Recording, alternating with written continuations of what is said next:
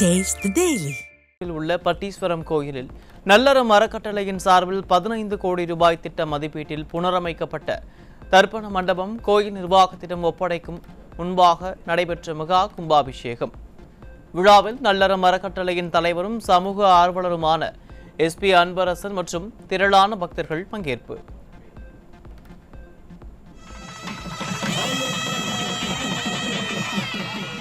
மகாமண்டபம் மிக சிறப்பாக அமைக்கப்பட்டுள்ளது.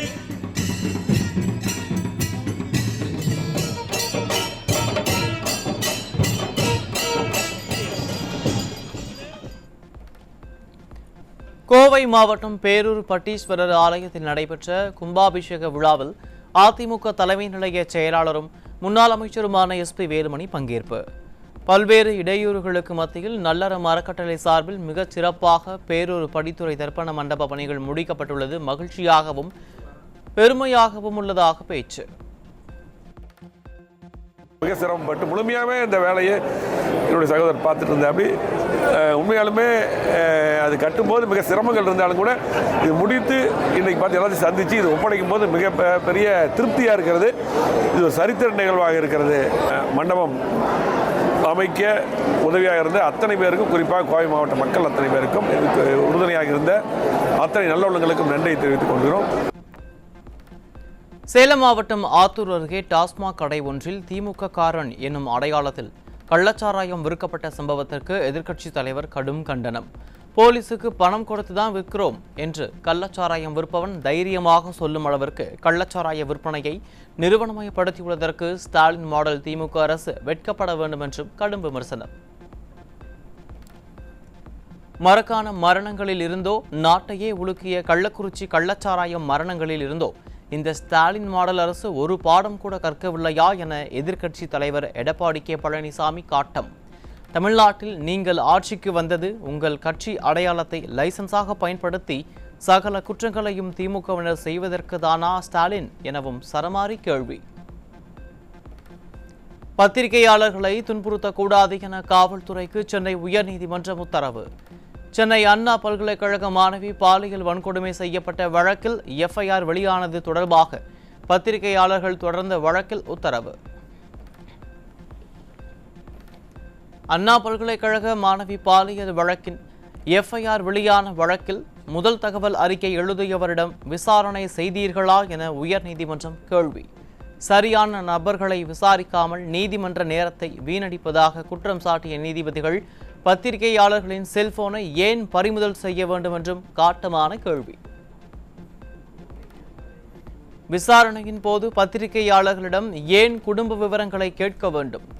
காவல்துறைக்கு சென்னை உயர்நீதிமன்றம் சரமாரி கேள்வி.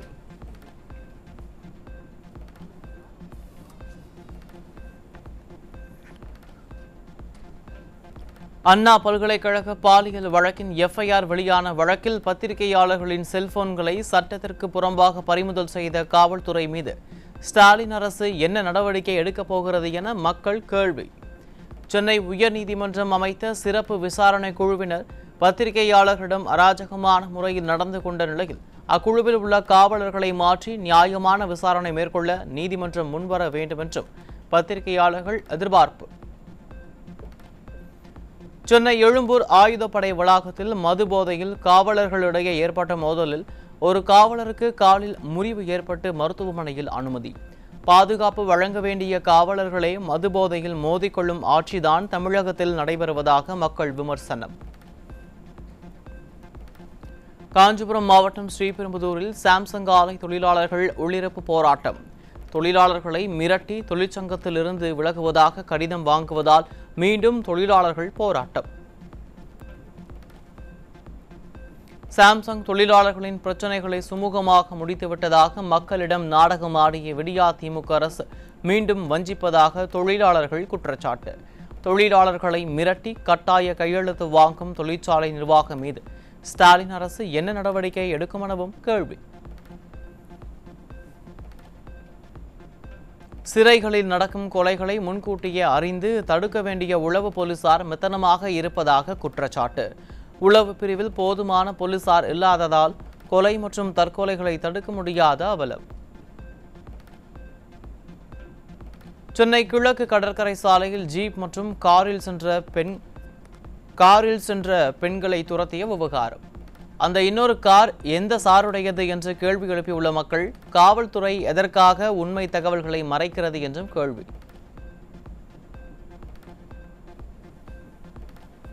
திருப்பரங்குன்றம் முருகனை தரிசிக்க 2வது நாளாக இன்றும் பக்தர்களுக்கு தடை. எந்த கொம்பனும் குறை சொல்ல முடியாத ஆட்சி இதுதானா என ஸ்டாலினின் திராவிட மாடல் அரசுக்கு பக்தர்கள் மற்றும் பொதுமக்கள் கேள்வி. செங்கல்பட்டு மாவட்டம் குலாம்பாக்கம் பேருந்து நிலையத்திலிருந்து ஆட்டோவில் வந்த 16 வயதுடைய மேற்கு வங்கத்தைச் சேர்ந்த சிறுமிக்கு பாலியல் தொல்லை.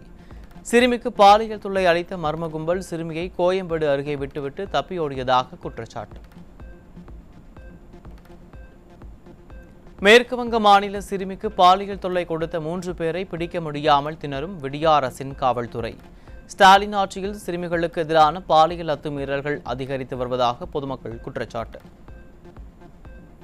தஞ்சாவூரில் திருமணம் செய்து கொள்வதாக கூறி 17 வயது சிறுமிக்கு பாலியல் தொல்லை கொடுத்த இளைஞர் போக்சோவில் சிக்கினார். திமுக ஆட்சியில் நாளுக்கு நாள் அதிகரித்து வரும் பெண்களுக்கு எதிரான குற்ற சம்பவங்களால் பெற்றோர்கள் வேதனை. கோவை மாவட்டம் பேரூரில் வீட்டில் தனியாக இருந்த 78 வயது மூதாட்டியை பாலியல் வன்கொடுமை செய்தவர் பிடிபட்டார். திறனற்ற ஸ்டாலின் ஆட்சியில் சட்டம் ஒழுங்கு சீர்கேட்டால் பெண் குழந்தைகள் முதல் மூதாட்டிகள் வரை யாருக்கும் பாதுகாப்பு இல்லாத அவலம். நிர்வாக திறனற்ற ஸ்டாலினின் திமுக ஆட்சியில் தமிழ்நாட்டின் பல்வேறு பகுதிகளில் கடந்த சில தினங்களாக சிறுமிகள் மற்றும் பெண்களுக்கு எதிரான குற்றங்கள் தொடர்ந்து அதிகரிப்பு. கடந்த அதிமுக ஆட்சியின் போது ஒரே ஒரு பாலியல் வழக்கிற்காக குரல் கொடுத்தவர்கள் இப்போது எங்கே போனார்கள் என மக்கள் கேள்வி.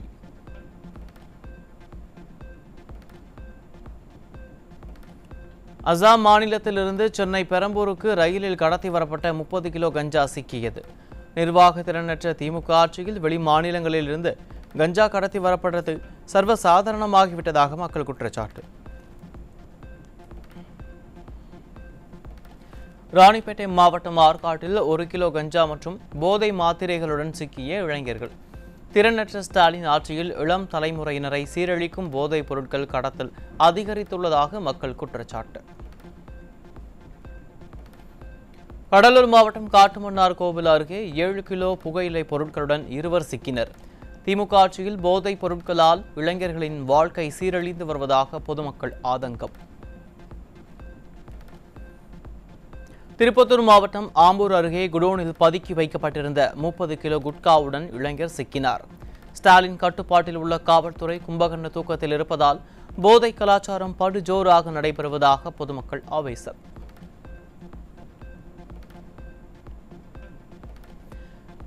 நீலகிரி வரும் பேருந்துகளில் பயணிகள் தடை செய்யப்பட்ட பிளாஸ்டிக் பொருட்கள் வைத்திருந்தால் பேருந்தை பறிமுதல் செய்ய உத்தரவு. பறிமுதல் செய்யப்பட்ட பேருந்துகளின் உரிமங்களை கருப்பு பட்டியலில் வைக்கவும் தமிழக அரசுக்கு சென்னை உயர்நீதிமன்றம் ஆணை. அரசு ஊழியர்கள், ஆசிரியர்கள் உள்ளிட்டோர் பழைய ஓய்வூதிய திட்டத்திற்காக திடீரென குரல் கொடுத்தது போல் புதிய குழுவை அமைத்துள்ள ஸ்டாலினின் திராவிட மாடல் அரசு. இன்னும் ஓராண்டுக்குள் ஆட்சியே முடிய போகும் நிலையில் பழைய ஓய்வூதிய திட்டம், பங்களிப்பு ஓய்வூதிய திட்டம் மற்றும் ஒருங்கிணைந்த ஓய்வூதிய திட்டம் ஆகிய திட்டங்கள் குறித்து 9 மாதங்களுக்குள் அறிக்கை மற்றும் பரிந்துரைகளை சமர்ப்பிக்க கூறியிருப்பது யாரை ஏமாற்றுவதற்கு என அரசு ஊழியர்கள் கேள்வி. பழைய ஓய்வூதிய திட்டம் மீண்டும் அமல்படுத்தப்படும் என்று கடந்த சட்டமன்ற தேர்தலின் போது அளித்த வாக்குறுதிக்கு 4 ஆண்டுகளுக்கு பிறகு குழுவை அமைத்த திமுக அரசு 4 ஆண்டுகளாக கும்பகர்ண தூக்கத்தில் இருந்துவிட்டு தேர்தல் வருவதையொட்டி குழு அமைக்கப்பட்டுள்ளதா என ஸ்டாலின் அரசுக்கு ஊழியர்கள், ஆசிரியர்கள் கேள்வி.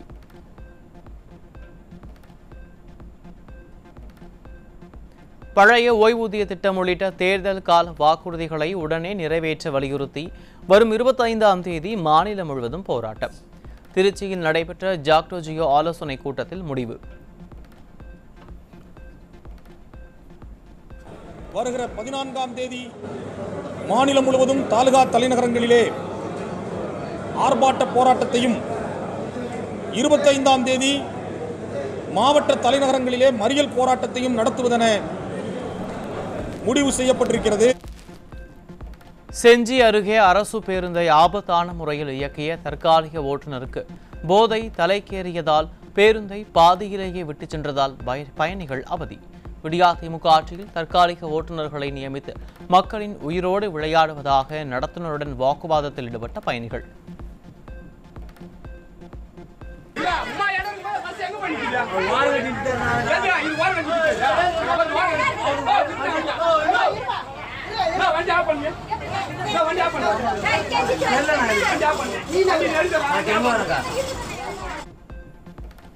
கடலூர் மாவட்டம் விருத்தாச்சலம் அருகே அரசு பேருந்து சாலையோர பள்ளத்தில் இறங்கியதால் பள்ளி கல்லூரி மாணவர்கள் நடுரோட்டில் நின்ற அவலம். குறுகலான சாலையால் அடிக்கடி விபத்து ஏற்படுவதால் அகலமான சாலை அமைக்க விடியா அரசின் மாவட்ட நிர்வாகம் நடவடிக்கை எடுக்க பொதுமக்கள் வலியுறுத்தல். தூத்துக்குடியில் பணத்தை பெற்றுக்கொண்டு நில மோசடி செய்த திமுக ஒன்றிய செயலாளர் மீது பாதிக்கப்பட்ட நபர் மாவட்ட ஆட்சியரிடம் புகார் மனு.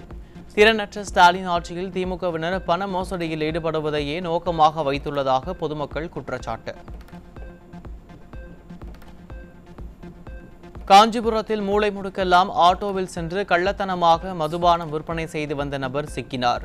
செயலற்ற திமுக ஆட்சியில் கள்ளச்சந்தையில் மது விற்பனை அதிகரித்து வருவதாக பொதுமக்கள் குற்றச்சாட்டு.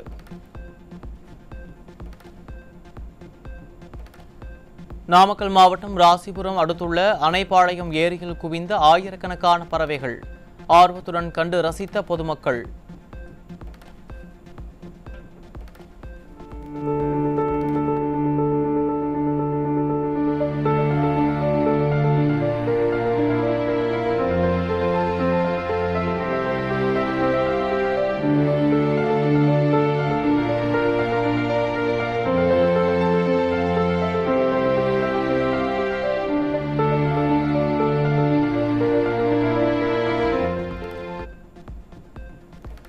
கோவையில் பெண்ணிடம் தூக்க மாத்திரை கொடுத்து நகை பறித்த வழக்கில் போலீசார் பணம் கேட்டு அராஜகமாக விசாரணை செய்ததில் 60 வயது ஆட்டோ ஓட்டுநர் தற்கொலை.